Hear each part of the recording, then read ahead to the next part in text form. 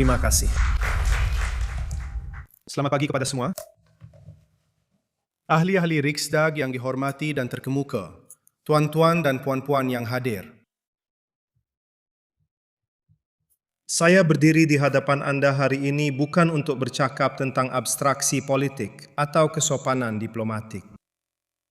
Saya berada di sini di hadapan Anda untuk bercakap tentang satu bangsa yang agung, kuno dan penuh kebanggaan, yang sedang berjuang demi kebebasan mereka dengan pengorbanan nyawa. Apa yang sedang berlaku sekarang di seluruh Iran bukan sekadar pertikaian politik biasa. Ini bukan sekadar pertikaian antara puak-puak dalam satu sistem politik. Ini adalah sesuatu yang jauh lebih mendalam dan asas. Satu perhitungan nasional yang sebenar dan bersejarah antara sebuah tamadun dan rejim yang sangat kejam yang telah mendudukinya selama hampir setengah abad penuh.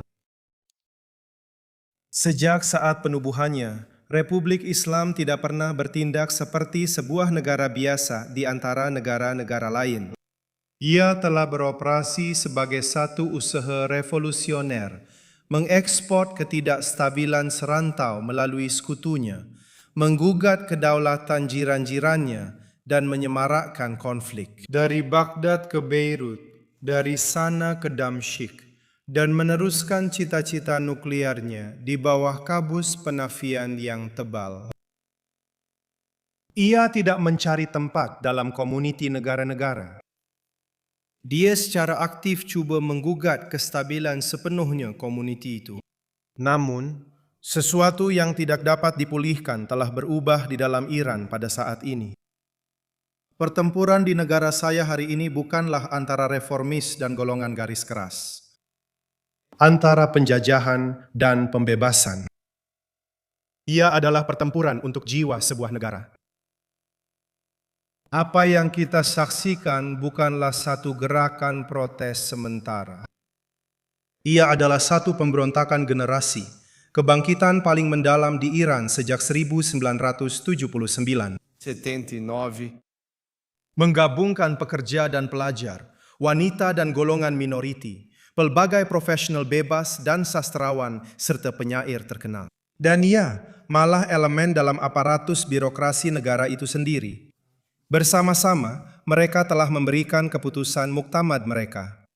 Rejim politik semasa ini telah kehilangan sepenuhnya segala keabsahannya. Sebenarnya ini adalah satu pemberontakan terhadap revolusi 1979 itu sendiri. 1979. Apabila keabsahan hilang, kuasa yang sedia ada mula goyah. Rejim sangat memahami keadaan ini. Dan inilah sebabnya mereka membungkam suara-suara.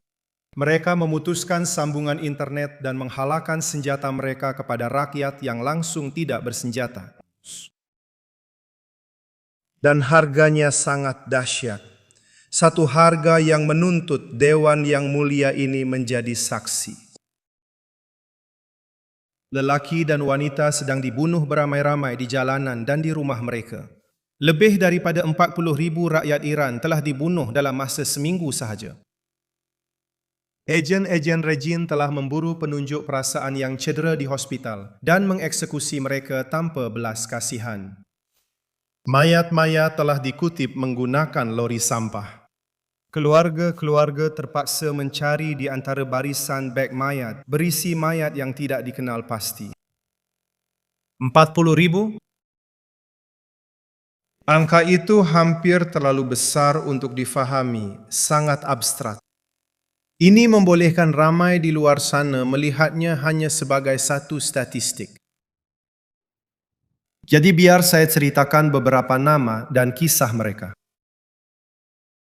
Bayangkan kisah Hamid Mahdavi, seorang ahli bomba berusia 30 tahun dari Mashhad yang menghabiskan detik-detik terakhirnya membawa penunjuk perasaan yang cedera ke tempat selamat. Akhirnya dia ditembak mati oleh pasukan penindas rejim hanya kerana kesalahan menyelamatkan nyawa. Fikirkan tentang Sina Kazemi, berumur 22 tahun. Dia berada di semester terakhirnya di Kolej Kejuruteraan. Dia mempunyai minat sepanjang hayat terhadap muzik dan teknologi. Dia memilih untuk berjuang demi maruah dirinya dan bangsanya. Dia sedang melihat ke hadapan. Pasukan keselamatan menembak di bahagian belakang kepalanya.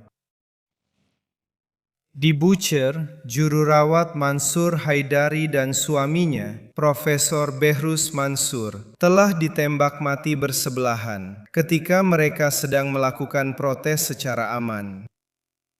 Mereka meninggalkan 2 orang anak kecil berumur 8 dan 10 tahun, sebuah keluarga yang hancur karena mengimpikan kebebasan. Negin Kazimi, pelajar bioteknologi berumur 28 tahun, keluar untuk menyertai protes walaupun bapanya merayu. Cedera maut. Dia meninggal dalam pelukan bapanya sambil berbisik, "Ayah, saya sedang terbakar." Sebuah masa depan yang cerah telah dirampas dalam satu malam penuh ketakutan. Tetapi keganasan itu masih belum berakhir. Ia berterusan setiap hari. Akses ke internet masih disekat sepenuhnya. Dan sementara rakyat Iran terputus hubungan dengan dunia, rejim terus membunuh dengan kejam. Hari ini media bercakap tentang gencatan senjata. Gencatan senjata apa? Tidak ada gencatan senjata dalam perang Republik Islam terhadap rakyat Iran. Sekatan jalan raya di hampir setiap jalan. Samseng rejim dan pengganas import mereka mengganggu, memukul dan membunuh rakyat Iran yang tidak bersalah. Bagi mereka yang bersuara menentang perang dan kosnya, inilah perang yang sepatutnya Anda bincangkan. Perang Republik Islam terhadap rakan senegara saya. Perang ini berterusan setiap hari, jauh dari tajuk utama akhbar barat Anda dan fikiran penerbit televisyen Anda. Tetapi mereka tidak pernah jauh dari fikiran saya. Rakyat senegara saya yang berani terus berjuang. Ramai yang masih berdiri dengan tubuh yang luka, tetapi dengan semangat yang tidak pernah luntur. Mereka lebih rela mati berdiri daripada hidup berlutut. Saya juga begitu. Churchill memahami bangsa seperti ini apabila beliau berkata, "Sesebuah bangsa tidak akan mati apabila askarnya gugur. Mereka hanya akan mati apabila semangat negara mereka menyerah." Saya di sini untuk mengatakan, semangat Iran tidak pernah menyerah dan tidak akan pernah menyerah. Walaupun dengan kekejaman, Republik Islam hari ini lebih hampir kepada kejatuhan berbanding sebelum ini. Pada bila-bila masa sejak tahun 1979. Dan satu fakta kini berada di luar sebarang pertikaian. Rakyat Iran tidak akan pernah menerima versi yang diperbaharui dari rejim ini. Terlalu banyak darah telah ditumpahkan. Terlalu banyak kubur telah digali. Tuntutannya bukan untuk seorang penjaga penjara yang lebih baik hati. Tuntutannya adalah untuk kebebasan.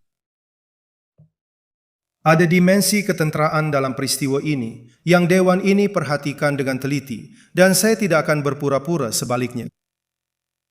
Tetapi saya ingin memberitahu Anda, apapun arah operasi ketenteraan yang kini sedang dihentikan sementara, sama ada ia mempercepatkan kejatuhan Republik Islam atau hanya memperdalam perpecahan di dalamnya, kesudahan revolusi Iran tidak akan ditentukan oleh mana-mana kuasa luar. Ia akan ditentukan oleh rakyat Iran sendiri. Revolusi Singa dan Matahari, kebangkitan yang dimulakan oleh rakyat Iran pada bulan Januari dengan darah dan keberanian mereka sendiri, tidak akan pernah dapat dihentikan atau dipadamkan oleh apa-apa perhitungan rejim, sebarang manuver diplomatik atau apa-apa hasil ketenteraan. Rakyatlah yang mengambil langkah pertama dan rakyat juga yang akan mengakhirinya. Jika operasi ketenteraan menolak Republik Islam ke jurang sejarah tempatnya, kami akan berada di sana, bersedia, teratur dan bertekad untuk membina apa sahaja yang datang selepas itu. Dan jika rejim itu berjaya bertahan daripada badai yang sedang melanda, kami akan teruskan revolusi sehingga ia selesai sepenuhnya. Kami telah memulakan perjalanan ini. Kami akan mengharunginya hingga ke penghujung. Sejarah memang tidak memberi kami pilihan lain. Apabila saya melihat ke Eropah, saya nampak sikap ambivalen dan ketidakmampuan berterusan untuk melihat realiti di jalanan Iran. Saya kecewa tetapi tidak terkejut dengan sikap tergesa-gesa untuk berurusan dengan rejim penjenayah ini. Rejim itu telah membunuh puluhan ribu rakyatnya sendiri. Rejim itu menaja keganasan di jalan-jalan Eropah, termasuk di Sweden. Rejim itu mengancam dan memeras kerajaan-kerajaan Eropah dengan tebusan dan keganasan. Eropah yang saya percayai sepatutnya mempertahankan hak asasi manusia, demokrasi dan kesaksamaan. Ia mempunyai rekod yang membanggakan dalam perjuangan-perjuangan sebelum ini. Berjuang menentang apartheid di Afrika Selatan, menyokong gerakan solidariti di Poland, dan kini menyokong rakyat Ukraine dalam perjuangan mereka untuk kedaulatan. Jadi, mengapa Iran harus berbeza? Adakah hak asasi manusia rakyat Iran kurang penting? Adakah nyawa mereka kurang bernilai? Mungkin bagi sesetengah orang, tetapi tidak bagi kami. Malangnya ini bukan perkara baru. Selama beberapa dekad, Eropah telah bertolak ansur dengan dan menguatkan rejim pengganas ini. Itulah dasar yang telah membantu rejim ini untuk terus hidup dan membunuh rakyatnya sendiri. Saya berharap kerajaan Sweden akan mendesak kesatuan Eropah dan negara-negara lain untuk menyokong rakyat Iran dan perjuangan mereka untuk kebebasan. Saya berasa gembira dan bersemangat apabila melihat begitu ramai ahli Riksdag dari pelbagai parti hadir hari ini untuk mendengar mesej daripada rakyat Iran. Bagi pihak rakan senegara saya yang sering dibisukan, saya mengucapkan terima kasih kepada anda semua. Ahli-ahli Riksdag yang dihormati, ini bukan lagi soal geopolitik yang jauh. Ini adalah kecemasan keselamatan di Sweden sendiri. Perkhidmatan Keselamatan Sweden, SIPO, bersama-sama dengan pihak berkuasa polis Sweden telah mengesahkan bahawa Republik Islam Iran beroperasi di Sweden melalui rangkaian penjenayah perantara. Ini bukan sekadar operasi pemantauan. Mereka melakukan tindakan ugutan dan keganasan terhadap komuniti Yahudi, pembangkang Iran dan rakyat Sweden secara umum. Pada 3 Mac tahun ini, sejurus selepas ia bermula secara rasmi disebabkan konflik semasa di Timur Tengah, SIPO telah mengeluarkan amaran awam segera mengenai peningkatan tahap ancaman. Ini bukan spekulasi, ini adalah kenyataan daripada perkhidmatan keselamatan mereka sendiri. Dan inilah yang menjadikan situasi ini sangat merosakkan. Rangkaian jenayah yang digunakan oleh Teheran terus wujud di antara misi-misi tersebut. Mereka telah menyusup ke dalam masyarakat Sweden. Ia adalah rangkaian yang sama yang telah dikenal pasti sebagai ancaman dalaman besar terhadap keselamatan awam. Sweden telah bertindak balas dengan penuh ketegasan. Kamu telah mengehadkan visa untuk pegawai kedutaan Iran. Kamu telah mendakwa Hamid Nuri atas jenayah terhadap kemanusiaan di bawah bidang kuasa sejagat, menetapkan satu duluan bersejarah. Tetapi itu tidak bertahan lama. Sweden telah menghantar Nuri kembali ke Tehran, di mana dia disambut sebagai seorang wira oleh rakan-rakan pembunuhnya.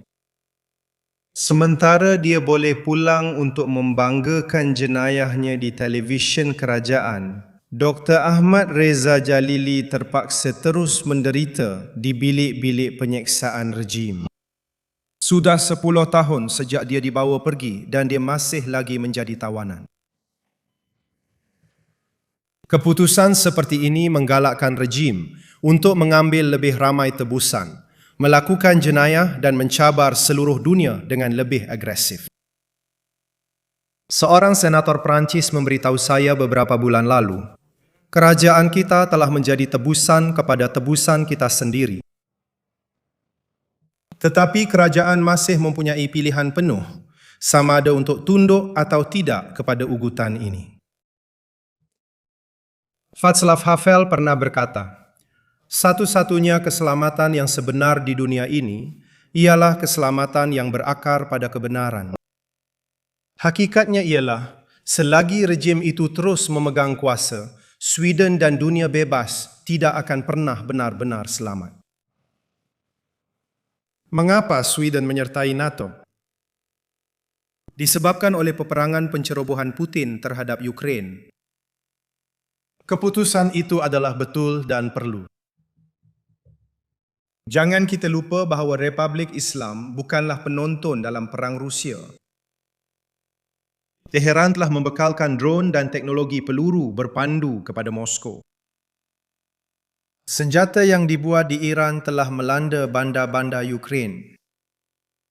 Kerjasama teknikal rejim itu telah menyokong keupayaan Putin untuk melancarkan perang terhadap jiran yang demokratik.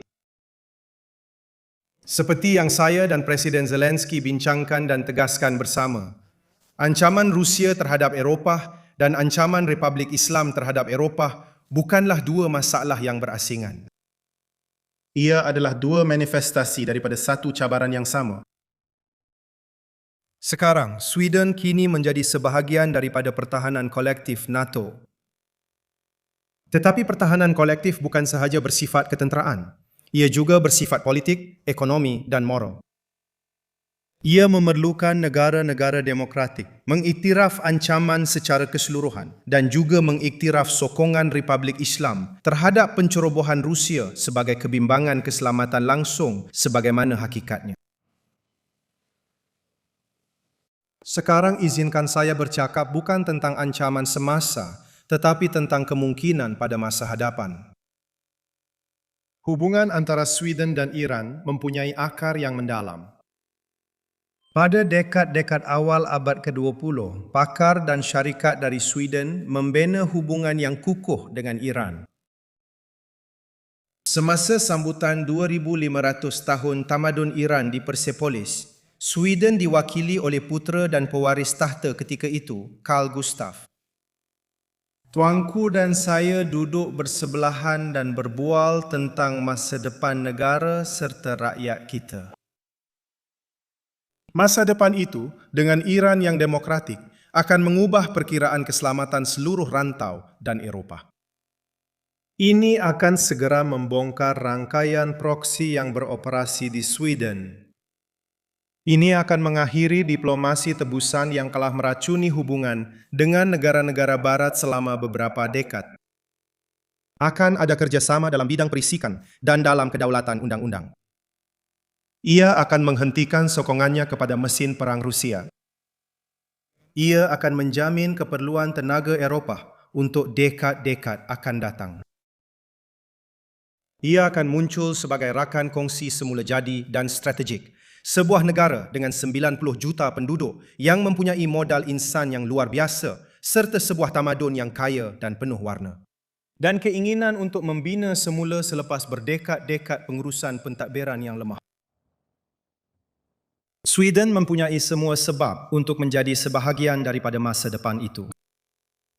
Kecemerlangan Sweden dalam teknologi maklumat dan infrastruktur digital, industrinya dalam bidang pertahanan, serta keupayaan bertaraf dunia SAP dalam aero angkasa dan pertahanan. Warisan kejuruteraan Sweden melalui Volvo dan Scania, komitmennya terhadap budaya, tradisi pembuatan berketepatan tinggi dan inovasi industrinya. Semua ini tepat seperti yang diperlukan oleh Iran yang sedang dibina semula.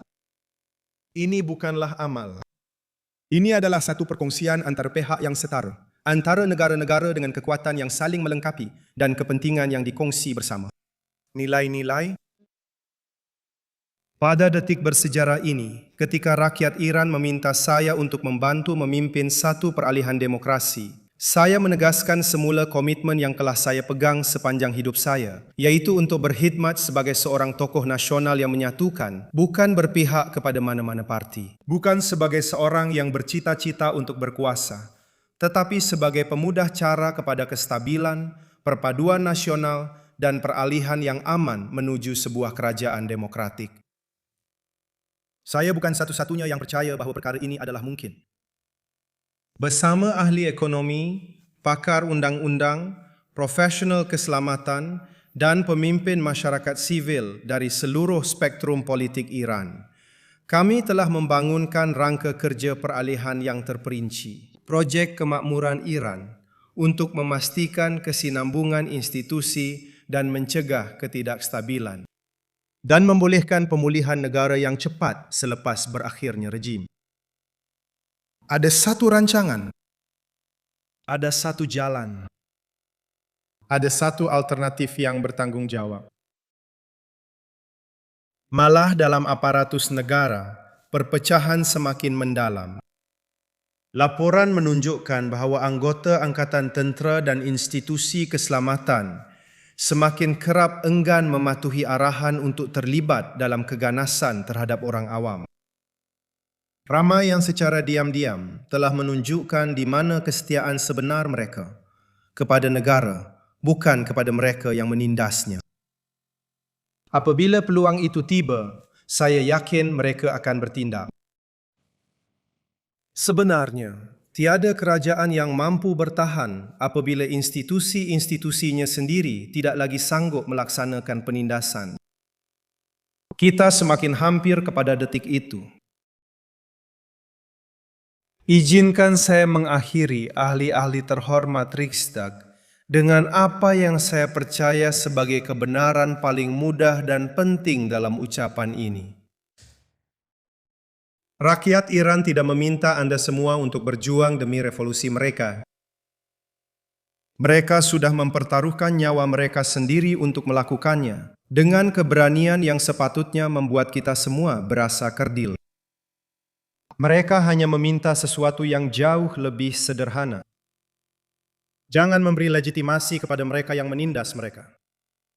Jangan memperkuat mereka yang meneror mereka. Lindungi mereka yang telah mencari perlindungan di antara kamu, dan bersedialah untuk hari di mana Iran akan bebas. Ada saat-saat tertentu dalam sejarah, di mana berkecuali bukanlah satu pilihan. Ia adalah satu keputusan. Apabila berhati-hati bukanlah satu kebijaksanaan, itu ialah bersubahat. Apabila sejarah secara senyap mengemukakan satu soalan dan menunggu dengan penuh kesabaran yang menggerunkan untuk jawapannya.